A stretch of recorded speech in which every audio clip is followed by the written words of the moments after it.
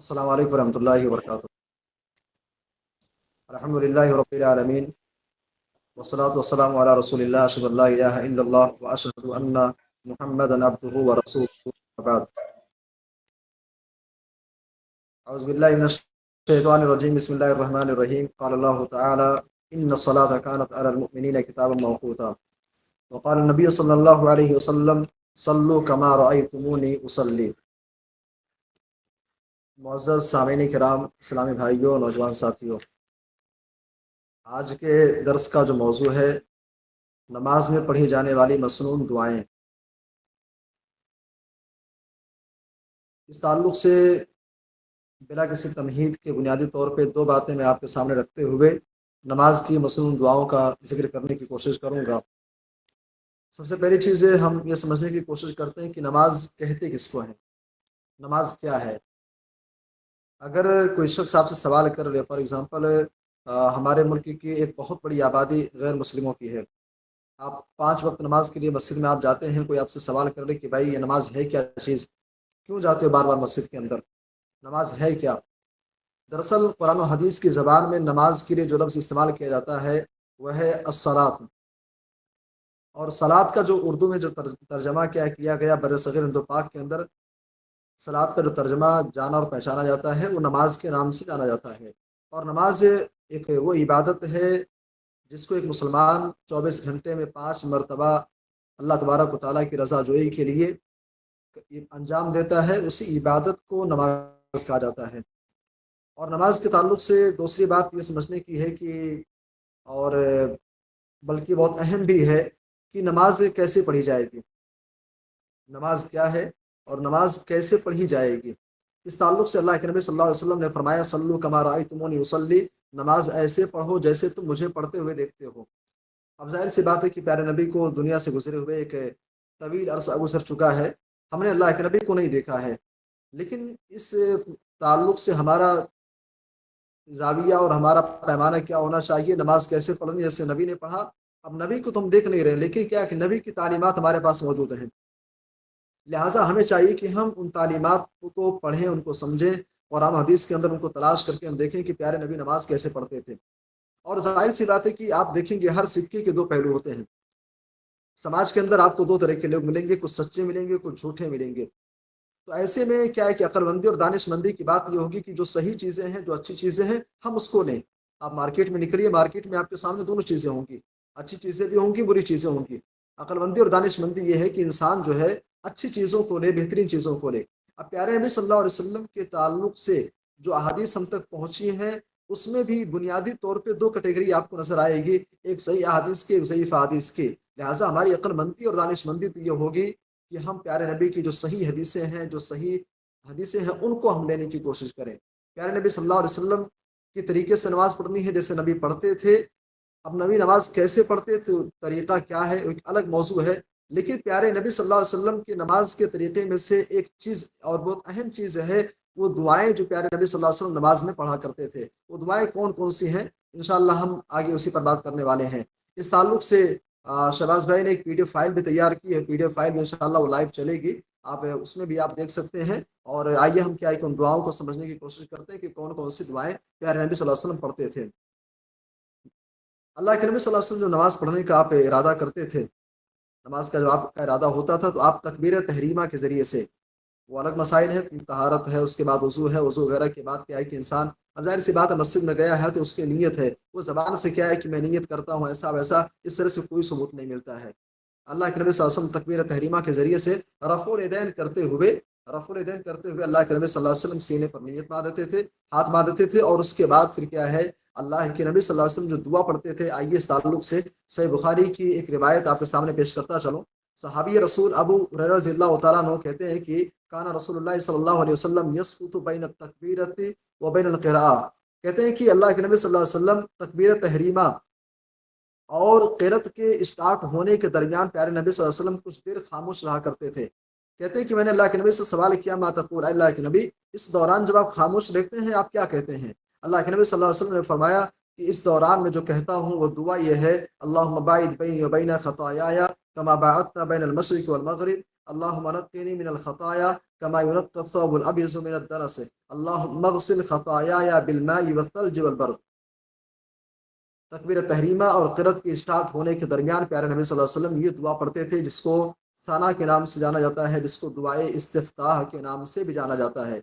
अच्छा, इस ताल्लुक से एक और रिवायत भी मिलती है, सुनन अबी दाऊद, सुनन इब्न माजा और सुनन नसई, जामे तिर्मिज़ी वगैरह की रिवायत है। अल्लामा अलबानी रहमतुल्लाह ने इरवाउल गलील के अंदर इस रिवायत को सही करार दिया है। हज़रत आयशा रज़ियल्लाहु अन्हा कहती हैं कि कान रसूलुल्लाह सल्लल्लाहु अलैहि वसल्लम इज़ा इस्तफ्तह अस्सलाह, कहते हैं कि जब अल्लाह के नबी सल्लल्लाहु अलैहि वसल्लम नमाज शुरू करते थे तो आप कहते थे सुबहानक अल्लाहुम्मा व बिहम्दिका व तबारक अस्मुका व तआला जद्दुका। अम्मा आयशा रज़ियल्लाहु अन्हा कहती हैं कि जब अल्लाह के नबी नमाज आप शुरू करते थे, यानी तकबीर तहरीमा के बाद प्यारे नबी सल्लल्लाहु अलैहि वसल्लम ये दुआ पढ़ते थे, सुबहानक अल्लाहुम्मा व बिहम्दिका व तबारक अस्मुका व तआला जद्दुका व ला इलाहा गैरुक। ये दुआ अल्लाह के नबी सल्लल्लाहु अलैहि वसल्लम पढ़ते थे। मालूम क्या हुआ कि सना के ताल्लुक से अल्लाह के नबी सल्लल्लाहु अलैहि वसल्लम से दो हदीसें साबित हैं, दो दुआएं साबित हैं। ऐसे मौके पर अब हमें क्या करना चाहिए? प्यारे नबी की दो दुआएं मिल रही हैं, हम किसको पढ़ें? अल्लाह बायत वाली दुआ पढ़ें या फिर सुब्हानक अल्लाहुम्मा बिहम्दिका पढ़ें? देखिए, इस ताल्लुक से क्या है कि मुहद्दिसीन का जो उसूल, जो ज़ाब्ता है कि जब किसी बाब में किसी मसले के ताल्लुक से अल्लाह के नबी सल्लल्लाहु अलैहि वसल्लम से दो हदीसें साबित हो जाएं तो इन दोनों के दरमियान तत्बीक की सूरत निकाली जाए। तत्बीक की सूरत क्या है? यानी क्या है कि कभी इस दुआ को पढ़ा जाए, कभी इस दुआ को पढ़ा जाए, इस तरीके पर कि दोनों हदीसों पर अमल हो जाए। अगर दोनों रिवायतें सही हैं, दोनों हदीसें दुरुस्त हैं, तो फिर ऐसा किया जाए कि कभी इस दुआ को पढ़ा जाए, कभी इस दुआ को पढ़ा जाए, ताकि दोनों हदीसों पर अमल हो जाए, ताकि दोनों हदीसों के ऊपर अमल हो सके। ये बात थी इस दुआए सना के ताल्लुक से। अच्छा, उसके बाद फिर क्या है? दुआए सना आप पढ़ रही है, दुआए सना पढ़ने के बाद सूरतुल फातिहा, और सूरतुल फातिहा के बाद फिर कोई सूरत आप पढ़िए, और उसके बाद फिर क्या है कि आपको रुकू में जाना है। रफ़ुल यदैन करते हुए आपको रुकू में जाना। रुकू में क्या है कि रुकू के ताल्लुक से अल्लाह के नबी सल्लल्लाहु अलैहि वसल्लम से बुनियादी तौर पे जो मैंने तहकीक किया, मुझे 3 दुआएं मिली। रुकू के ताल्लुक से प्यारे नबी सल्लल्लाहु अलैहि वसल्लम से 3 दुआओं का सबूत मिलता है। पहली दुआ क्या है? बड़ी मशहूर है, सुनन नबी दाऊद वगैरह की सही रिवायत है, सुबहाना रब्बियल अज़ीम, सुबहान रब्बियल अज़ीम। एक सवाल यहाँ पैदा होता है कि सुबहान रब्बियल अज़ीम हम कितनी मरतबा कहेंगे? रुकू में जब हम जाएंगे तो सुबहान रब्बिल अज़ीम कितनी मरतबा कहेंगे? अल्लामा इब्न बाज़ रहमतुल्लाह कहते हैं कि अगर एक मरतबा भी इंसान कह दे तो ये उसकी तरफ से वजू जो वाजिब है वो क्या है कि वजू ये रुकू में अगर एक मरतबा भी इंसान कह देता है तो रुकन की अदायगी हो जाएगी। यानी एक मरतबा कहना कम अज़ कम वाजिब है। लेकिन सुनन इब्न माजा की रिवायत है, अल्लाह के नबी सल्लल्लाहु अलैहि वसल्लम के बारे में आता है कि आप रुकू और में क्या है कि आप 3 मरतबा, सलासा मर्रात 3 मरतबा अल्लाह के नबी सल्लल्लाहु अलैहि वसल्लम सुबहान रब्बियल अज़ीम कहते थे। बालफाजी दीगर कहने का मतलब ये है कि अगर एक मरतबा भी कह दे इंसान तो रुकन की अदायगी हो जाएगी, लेकिन अफजल और बेहतर ये है कि कम अज़ कम 3 मरतबा कही जाए। ये पहली दुआ है सुबहान रब्बियल अज़ीम रुकू की। रुकू की दूसरी दुआ हज़रत आयशा रज़ियल्लाहु अन्हा कहती हैं, सहीह बुखारी की रिवायत है, कहती हैं कि कान नबी सल्लल्लाहु अलैहि वसल्लम यक़ूलु फ़ी रुकूइही व सुजूदिही, कहती हैं कि अल्लाह के नबी सल्लल्लाहु अलैहि वसल्लम रुकू और सजदे में आप ये दुआ पढ़ते थे, सुबहानक अल्लाहुम्मा रब्बना व बिहम्दिका अल्लाहुम्मा इग़फ़िर ली, सुबहानक अल्लाहुम्मा रब्बना व बिहम्दिका अल्लाहुम्मा इग़फ़िर ली। से बुखारी की रिवायत है कि प्यारे नबी सल्लल्लाहु अलैहि वसल्लम रुकू में ये दुआ पढ़ते थे। और इसी तरीके से मुस्नद अहमद वगैरह की रिवायत है, जिसे अल्लामा अलबानी रहमतुल्लाह ने सही अबू दाऊद के अंदर जिस रिवायत को सही करार दिया है, कहते हैं कि यक़ूलु फ़ी रुकूइही व सुजूदिही, अल्लाह के नबी सल्लल्लाहु अलैहि वसल्लम रुकू और सजदे में सुब्बूहुन कुद्दूसुन रब्बुल मलाइकति वर्रूह, रुकू और सजदे में अल्लाह के नबी सल्लल्लाहु अलैहि वसल्लम ये दुआ पढ़ते थे, सुब्बूहुन कुद्दूसुन रब्बुल मलाइकति वर्रूह। ये दुआ अल्लाह के नबी सल्लल्लाहु अलैहि वसल्लम रुकू में पढ़ते थे। ये रुकू के ताल्लुक से 3 दुआओं का सबूत प्यारे नबी सल्लल्लाहु अलैहि वसल्लम से मिलता है। अच्छा, यहाँ पे रुकू कर लिए। रुकू करने के बाद क्या है कि जब आप रुकू से उठेंगे तो रुकू से उठने के बाद 2 चीज़ें होती हैं। जाहिर सी बात है, फिर से आप क़याम की हालत में आ रहे हैं। यहाँ 2 चीज़ें हैं, एक है अत-तस्मी और दूसरी है अत-तहमीद। तस्मी यानी समी अल्लाहु लिमन हमिदा, और दूसरी है रब्बना, अत-तहमीद यानी रब्बना वलकल हम्द। ये चीज़ें 2 चीज़ें हैं। यहाँ पे मैं ये दुआ तो आपको याद ही होगी क्या कहना है, लेकिन यहाँ पे थोड़ी सी मैं वजाहत करता चलूँ कि समी अल्लाहु लिमन हमिदा और रब्बना वलकल हम्द, इस ताल्लुक से क्या है कि अहले इल्म के दरमियान थोड़ा इख्तलाफ पाया जाता है। इख्तलाफ ये है कि जैसे जो इमाम है जब वो रुकू से उठेगा तो वो समी अल्लाहु लिमन हमीदा कहते हुए उठेगा और रब्बना वलकल हम्द पढ़ेगा।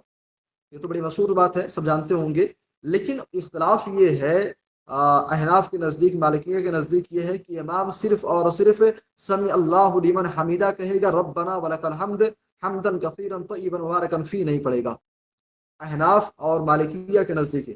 البتہ شوافی کے نزدیک، حنابلہ کے نزدیک یہ ہے کہ امام جو ہے وہ سمی اللہ لمن حمیدہ بھی کہے گا اور ربنا ولک الحمد حمدا کثیرا طیبا مبارکا فی بھی امام کہے گا، اور یہی درست بات ہے، یہ راجح بات ہے۔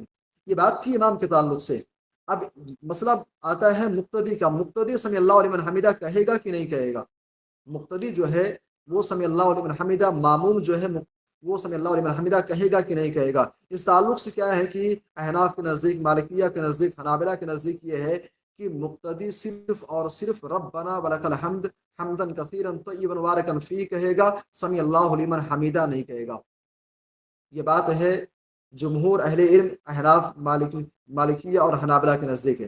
حالانکہ امام شافعی رحمہ اللہ کہتے ہیں کہ مستحب یہ ہے، درست یہ ہے کہ مقتدی بھی کیا ہے، سمی اللہ لمن حمیدہ کہے گا اور ربنا ولک الحمد حمدا کثیرا طیبا مبارکا فی یہ مقتدی بھی کہے گا۔ اور اس کی دلیل کیا ہے؟ دلیل یہ ہے، ایک دلیل کیا ہے کہ مطلب ہے جو جمہور اہل علم ہے حنابلہ میں سے، مالکیہ میں سے اور احناف میں سے، ان کی دلیل کیا ہے؟ دلیل کیا دیتے ہیں؟ کہتے ہیں کہ اللہ کے نبی صلی اللہ علیہ وسلم نے فرمایا کہ اذا قال الامام سمی اللہ لمن حمیدہ، جب امام سمی اللہ لمن حمیدہ کہے فقولوا ربنا ولک الحمد۔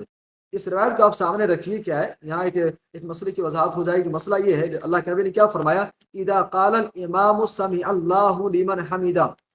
اب ظاہر سی بات ہے کہ اللہ کے نبی صلی اللہ علیہ وسلم کیا کریں کہ جب امام کیا ہے کہ سمی اللہ لمن حمیدہ کہے، فقولوا ربنا ولک الحمد، تم کیا ہے ربنا ولک الحمد کہو، یعنی سمی اللہ لمن حمیدہ کے امام کہہ رہا ہے تو اس کے ساتھ میں تم کھڑے ہو جاؤ اور اس کے بعد پھر کیا ہے کہ ربنا ولک الحمد تم کہو۔